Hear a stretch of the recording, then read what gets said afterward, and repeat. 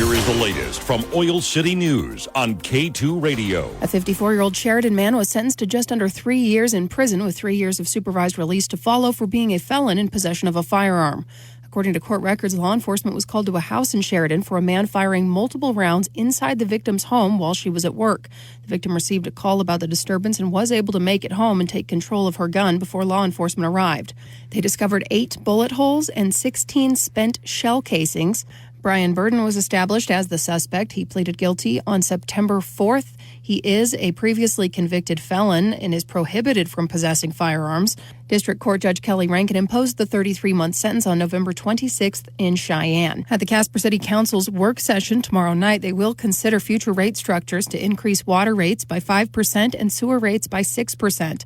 Per a memo to council, water and sewer rates are considered and approved by council on a biennial basis. The rates for 2024 and 2025 were set on December 19th of 2023. Chief Operating Officer Tom Brower says that Casper's average retail residential water and sewer bills are very favorable in comparison with entities in the region. The rate increases take into consideration inflation for maintenance fees along with water supply. Also on the agenda for tomorrow night's council work session, they'll consider sponsoring Compete Casper to host the Wyoming High School Athletics Association State Championships in Casper from 2026 to 2030.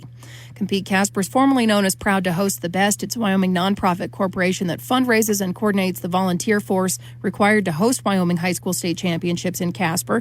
From previous bids, Casper currently hosts 8 state events: volleyball, wrestling, spirit, marching band, basketball, art, and track and field.